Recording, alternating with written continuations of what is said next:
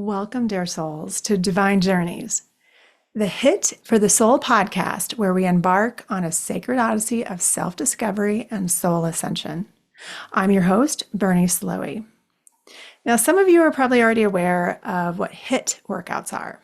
And HIIT stands for High Intensity Interval Training. The training is a protocol of alternating short periods of intense or explosive anaerobic exercise with brief recovery periods. I absolutely love it because what I like about HIIT is that it's very effective in a short amount of exercise time. So you don't have to be doing it for an hour. It's usually 20 minutes, and I don't even think more than 30 minutes. So on this podcast, HIIT stands for Healing, Intuition, Intention, and Transformation. My goal is to give you an intense soul workout that is less than an hour by introducing you to modalities and divinations that will awaken your inner goddess and the divine feminine within. I want to take you on a voyage as we unravel the profound mysteries of the spirit and illuminate the path towards a life of harmony and higher consciousness. So let's get started, and we'll begin with healing. Healing, which I like to think of as like nurturing the temple of the soul. It's something that is so essential to beginning your spiritual journey. And let me begin with my own personal experience with remembering trauma of when I was 4 years old, living in Saigon during the Vietnam War. Now, I was playing outside with other kids, and my aunt had come downstairs from the apartment building where we lived, and she was supposed to be watching us and came and asked me about some little girl who happened to be missing. I didn't know who she was, but my aunt blamed me for it. Apparently, this little girl who was 2 years old, I learned later and asked my mom, because when we evacuated, it was just 2 weeks before we evacuated when this little girl went missing. And so my mother and I were reuniting with my father in Nebraska. And my mother would always bring out this little picture of a little girl. And I thought, like, who is this? I don't understand who she is. My mother told me it was a cousin. Well, because my aunt was watching us, that made sense to me. But we never spoke about this little girl until 1995, when my mother finally admitted to me, after we went back to Vietnam in 1995, so 20 years later, that this little girl who everybody was looking at a picture at and started crying. And I asked, who is this? Who is the mother? And she finally disclosed to me that that was my sister, that she had gone missing. And my little sister, who we never spoke about, this mystery that no one would explain until 2019, when a cousin of mine from my father's side of the family said that he'd received an email from a woman who had done a DNA test, matched with him, and explained that she was lost on the streets of Saigon when she was 2 years old. I knew in that moment that that was the same little girl and my sister who went missing. And we had an amazing reunion. It was unbelievable, this miracle that this little girl, who is now grown and with a beautiful family, we were reunited at last.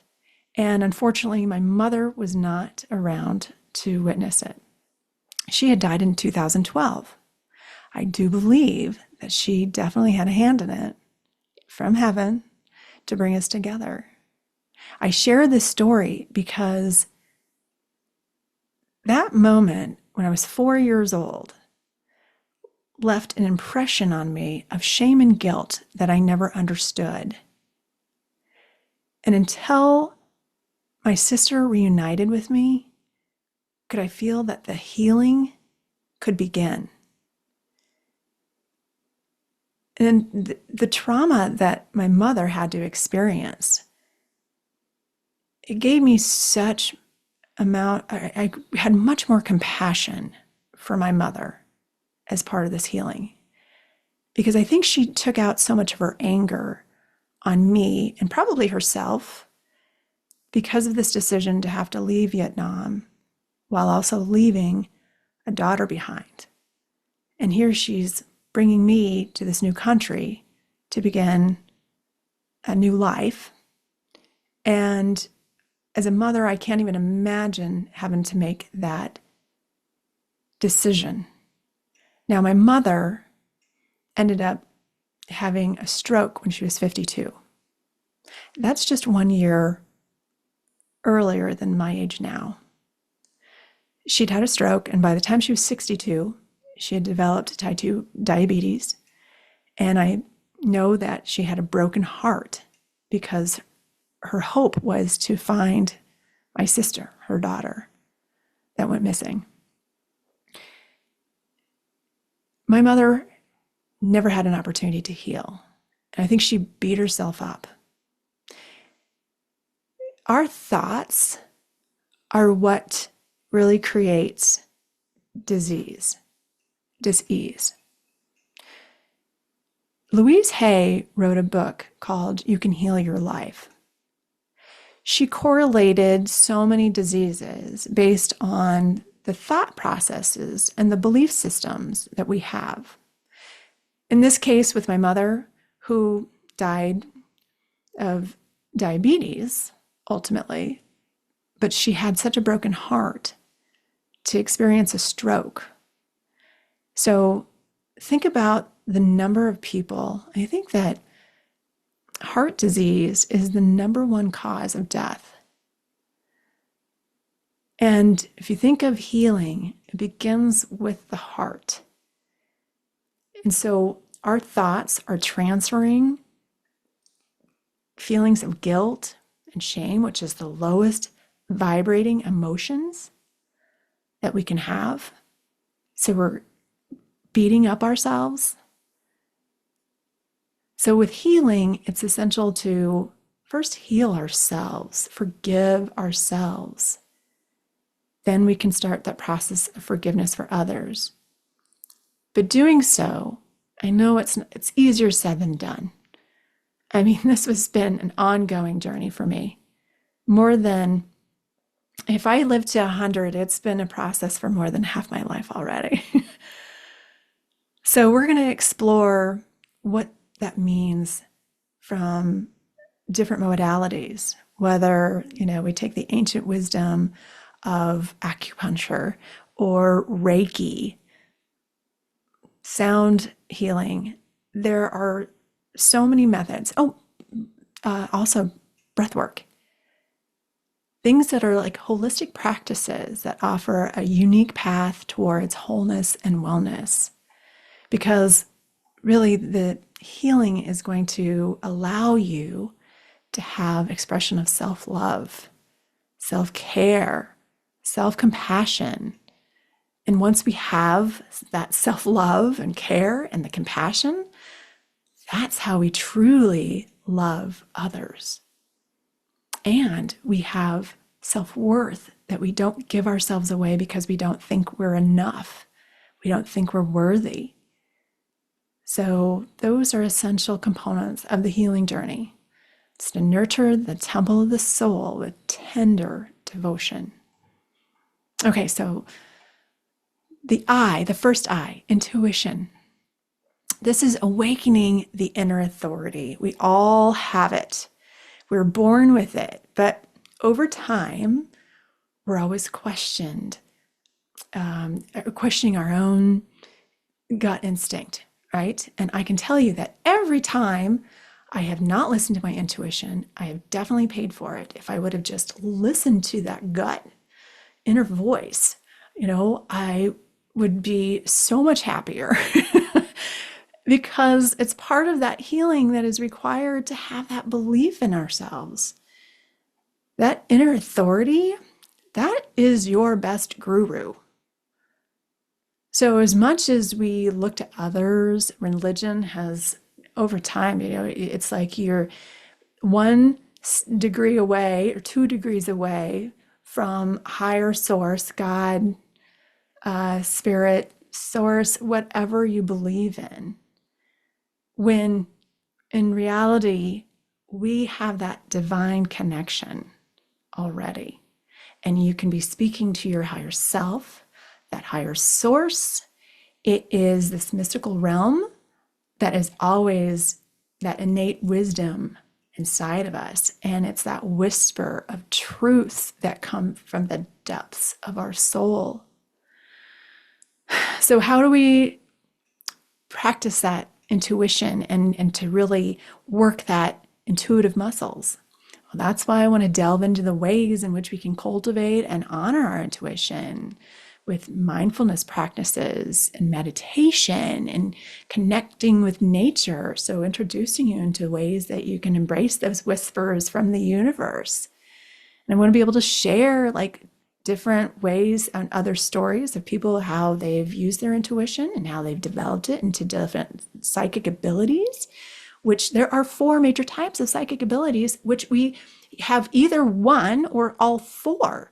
We're all capable of having the ability to know, hear, have sight, and just this ability to, people even have a sense of the 5 senses of like smelling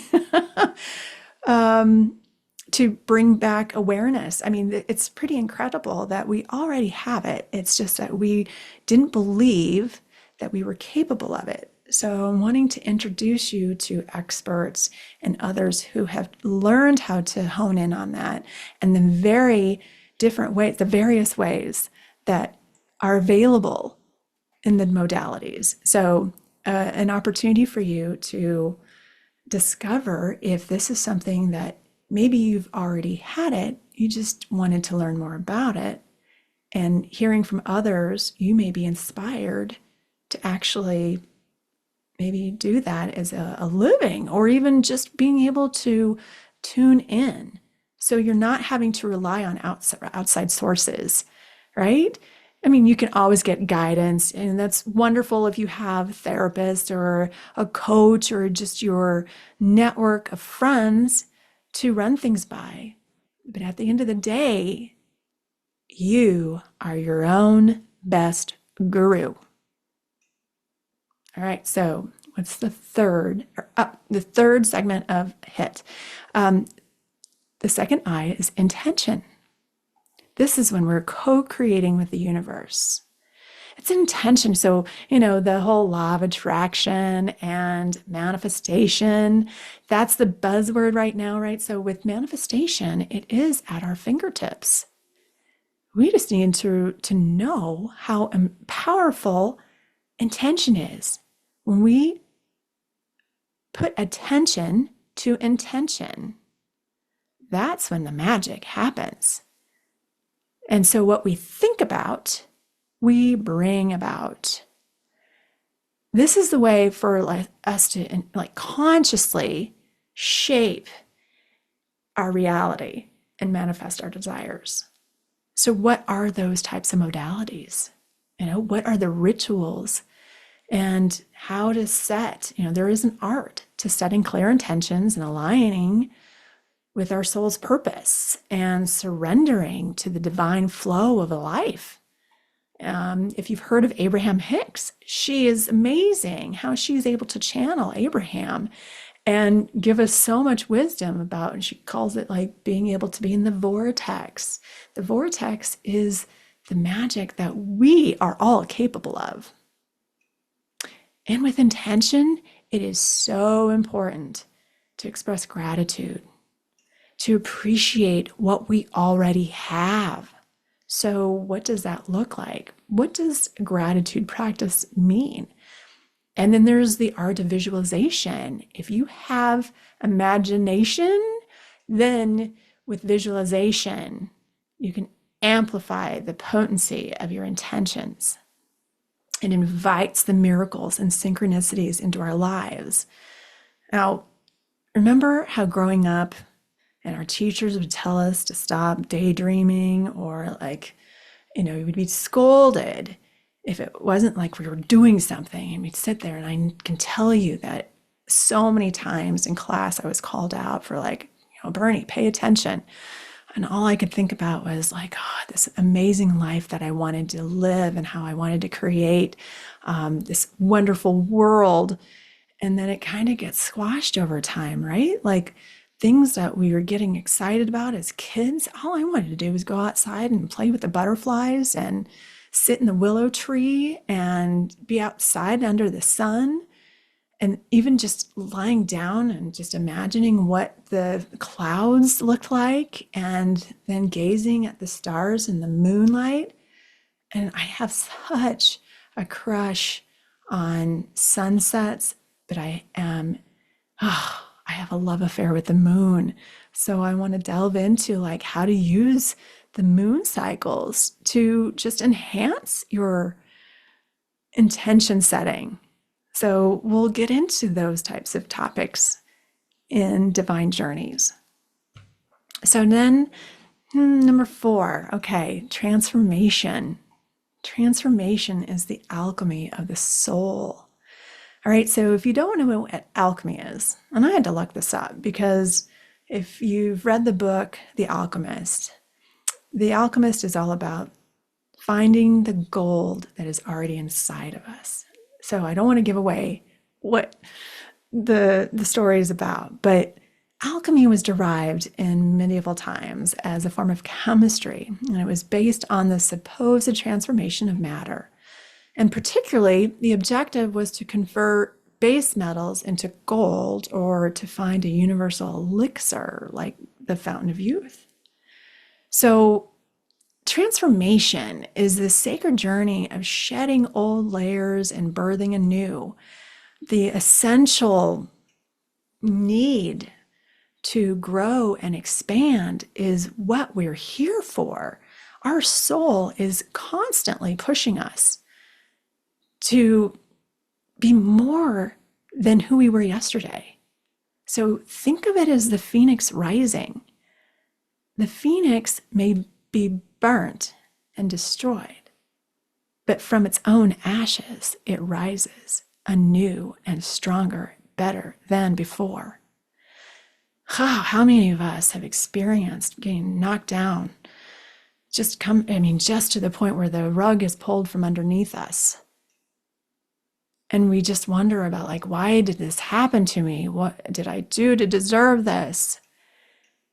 Well, if there are patterns in your life that keep repeating and they're negative patterns, it's like the universe is hitting you with the message that something has to change. And you know what the definition of insanity is? It's doing the same thing over and over and over again, expecting a different result. So with transformation, we're taking knowledge of the lessons that were presented to us so that we don't make that same mistake, or it's not a mistake. If we learn from it, then it's not failure. Failure is not learning from the lesson. So we keep doing it again. So exploring the cycles of growth, expansion, and evolution that unfold on our path of awakening, and that's what I invite you to do, is just embrace change with courage and grace. Yes, fear holds us back. And fear is something that I've been gripping with. That is always, ever since that time that I shared with you, and that little girl, like not believing that I was good enough. And what if I made a fool of myself? So this is a way for transformation to be inspiring, to embracing that magic of metamorphosis. Because a butterfly that was once a caterpillar is awakened to this idea of like, I'm not just crawling, there's so much more to me. And so the chrysalis that it has to go through and the cocoon to metamorphosize, but that butterfly has to do that on its own. No one else can save it. No one else can unlock the cocoon for the butterfly to come out, because in the struggle of breaking through that cocoon is what makes that butterfly stronger. The wings grow stronger in order to fly. So, yes, it is difficult and painful to go through transformation, but the beauty of the transformation of becoming your truest and highest, best version of you, to fly and to go and express that authentic version of you to the world, is ultimately the life purpose we are all here to experience. So, I am excited to be on this divine journey with you. So, as we come to a close on this episode, remember that the journey of the soul is a sacred dance of healing, intuition, intention, and transformation. May you embrace each step with reverence and joy, knowing that you are supported by the infinite wisdom of the universe. If you found resonance in today's episode, I invite you to subscribe, like, and share Divine Journeys. Other fellow seekers are wanting truth and transformation. So together, let us illuminate the world with our divine light and awaken the infinite possibilities within. You are not alone in this journey. Thank you for joining us on this soul-nourishing odyssey. If you're hungry for more soulful insights and transformative wisdom, be sure to subscribe to Divine Journeys, HIIT for the Soul, and join our growing community of seekers at Divine Journeys Community Facebook group page. A link to join is in the description below. May your journey be blessed with love, light, and infinite blessings. Until we meet again, remember, you are powerful, you are beautiful, and you are worthy. Spread the love and be sure to hit the like button, subscribe, and share the channel with fellow journeyers. The positive vibes will come back to you in abundance. And be sure to join the Divine Journeys Community Facebook group to connect with like-minded seekers. Namaste, my friends.